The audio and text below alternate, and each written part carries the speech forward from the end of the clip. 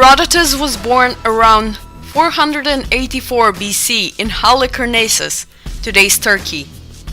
It is believed that in the year 457, he was perished because he participated in a conspiracy against Persia, which was ruled by Halicarnassus at the time. He traveled through many countries and left valuable writings about the peoples and cultures there. His work History is considered the first authored extensive work in prose in the history of the world.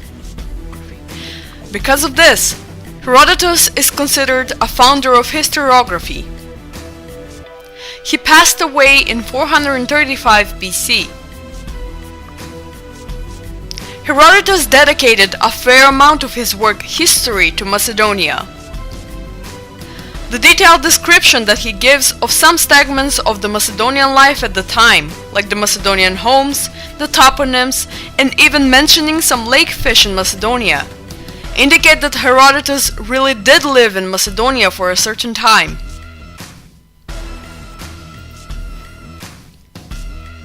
Speaking of Herodotus, some parts of his work History are being used by the Greek and pro-Greek authors as proof that the ancient Macedonians, or at least the rulers of the Argedas dynasty to which Philip and Alexander the Great belonged, were allegedly Greek.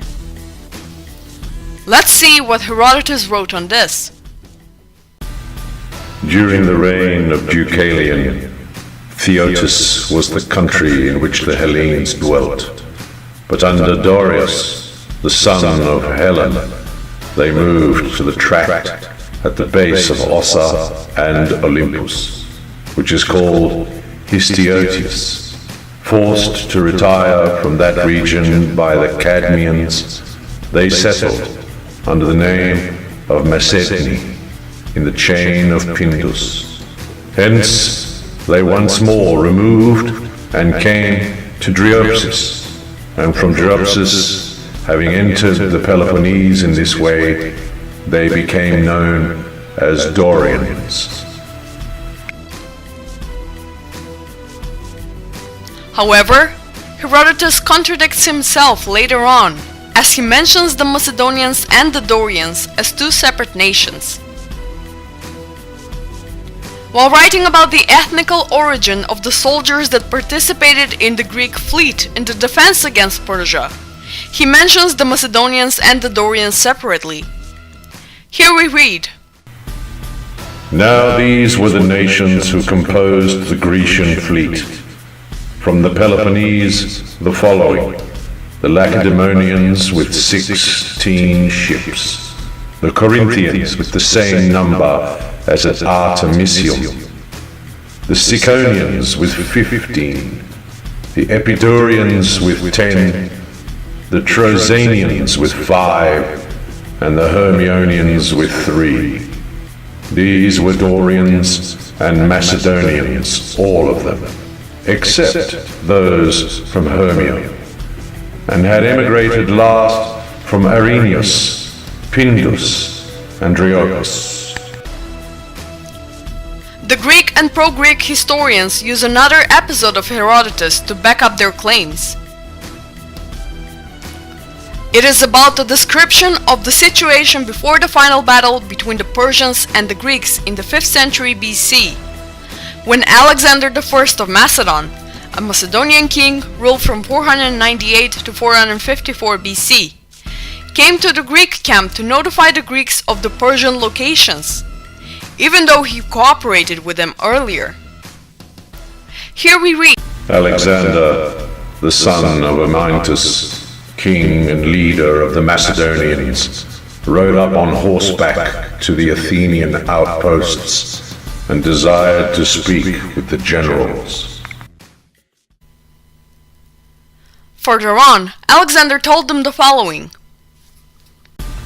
Men of Athens, that which I am about to say I trust to your honor, and I charge you to keep it secret from all excepting Pausanias, if you would not bring me to destruction.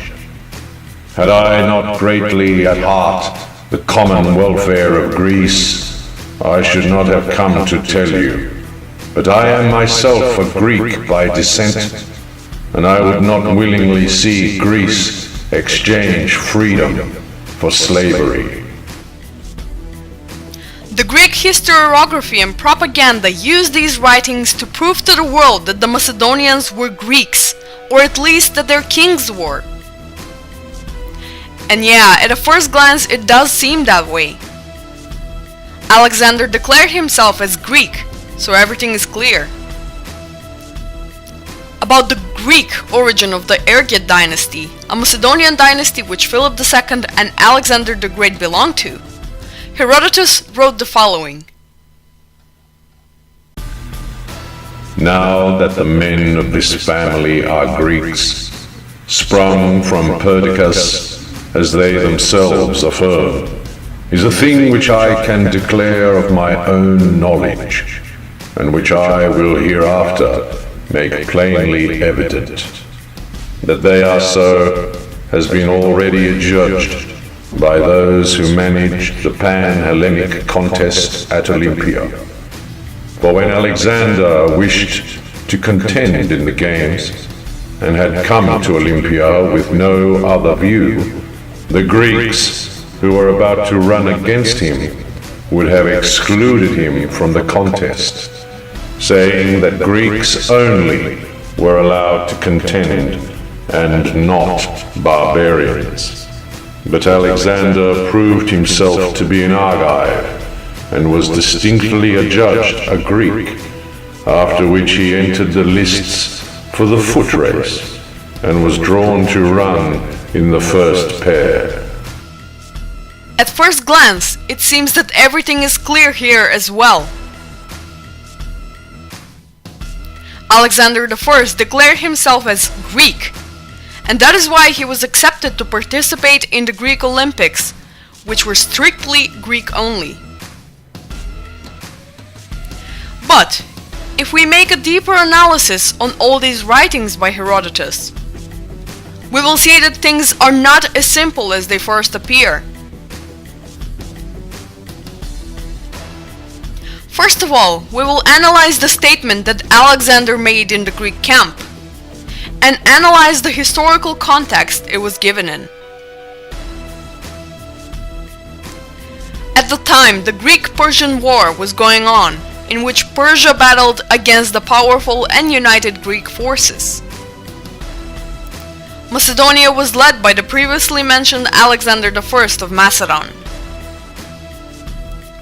At the time, Macedonia was militarily weak and economically undeveloped. Macedonia found itself in the middle of this fierce war between those two powerful forces, so Alexander was in a really tight situation. Both Persia and the Greeks could easily conquer the weak Macedonia if they even sensed that it was allying with the opposite side. That is why Alexander made huge efforts to preserve his country. He declared Macedonia as neutral, but secretly sent positive signals to the Persians and the Greeks, just so they can stay out of Macedonia.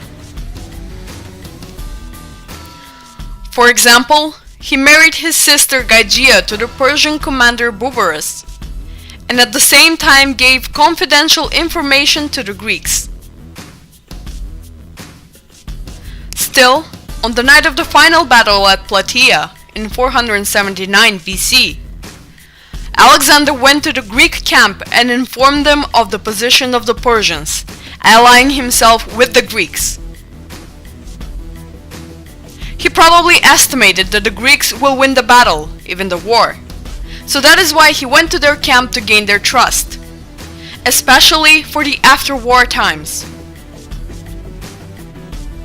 It is at that time that he declared himself as a supposed Greek.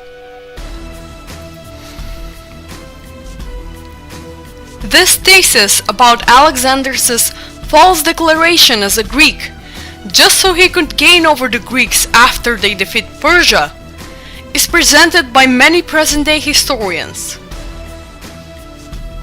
One of them is the well-known American historian Dr. Eugene Borza. In his book, Borza rightfully asks several questions. He asks, if Alexander was indeed Greek, wouldn't the Greeks know that in advance? Didn't they know that the Macedonian dynasty was Greek? So why did he have to prove himself? And he wasn't just anyone, he was the king of a neighboring country. The Greeks knew very well who their compatriots are and who aren't, especially in the time of war with the Persians, which was actually an ethnical war. Why was there a need for him to point out his supposed Greek origin? And why didn't any other Greek, Athenian or Spartan ever prove their Greek origin in front of the other Greeks? Another question comes to mind. Why did the Greeks forbid Alexander I to participate in the Olympics and declared him as a barbarian? If he was Greek, they would have recognized their fellow citizen, and he would not have been declared as a barbarian, a man who does not speak Greek. Borza also writes that Herodotus' story is full of incomprehensible data, which does not make much sense. Such is a claim that Alexander I won the race in the Olympic Games, even though he was too old to do it. After making an analysis of the illogical things inside Herodotus' story about the alleged participation of Alexander in the Olympics, Borza concludes that this story can be ignored. The historians McCann, Howe, and Wells think the same. Referring to Alexander's self-declaration as a Greek before the Battle of Plataea, Borza says that he did this for political reasons, which we already explained. So he writes that insisting on Alexander's Greek origin and Greek ancestors contradicts with Herodotus himself, who mentioned the Thessalians as the first Greeks who fell under Persian reign, confirming that the Macedonians were not a Greek nation. Further on, Dr. Borza concludes that Herodotus and Thucydides both treated the Macedonians as foreigners, a distant nation that lived outside the Greek borders. Borza concludes that Alexander declared himself as Greek simply to integrate himself in the Greek world after the Greeks would win over Persia. He says that the stories of his Greek declaration should be completely ignored, because they represented a view of his propaganda and his final goal, which was, of course, to keep the freedom of his country.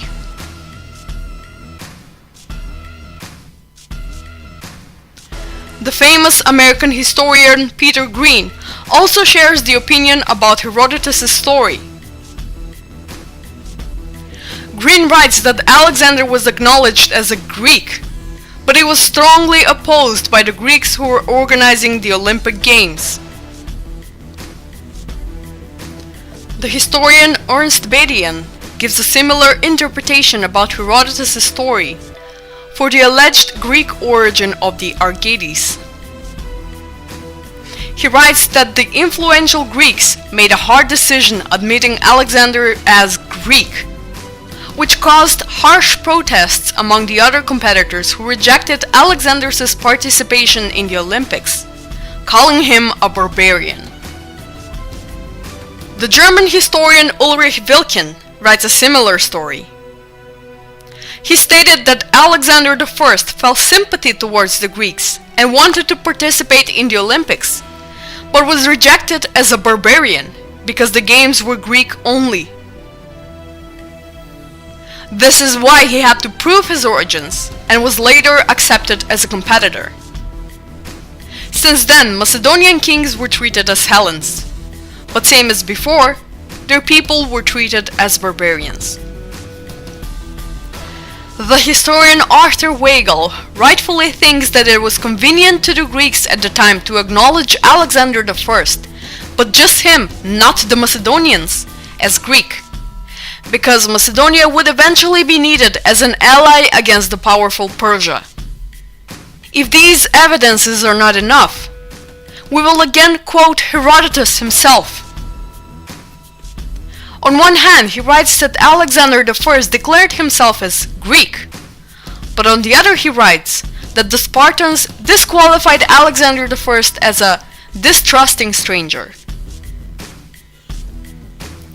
Another big evidence that Alexander falsely declared himself as Greek is the fact that he was declared a Philhellene, a friend or sympathizer of the Greeks, by the Greeks when he helped them with information about Persia. They only gave out these titles to foreigners, i.e. non-Greeks, who did good things for Greece. We cannot really understand these things nowadays, but at that time he had to act like that in order to preserve his, at that time weak, country. And he succeeded. He kept Macedonia, which just after several generations conquered all of the Greek and Persian territories. To conclude, even with all the controversial information, we can see even in Herodotus' work clear evidences that the Macedonians were not Greeks.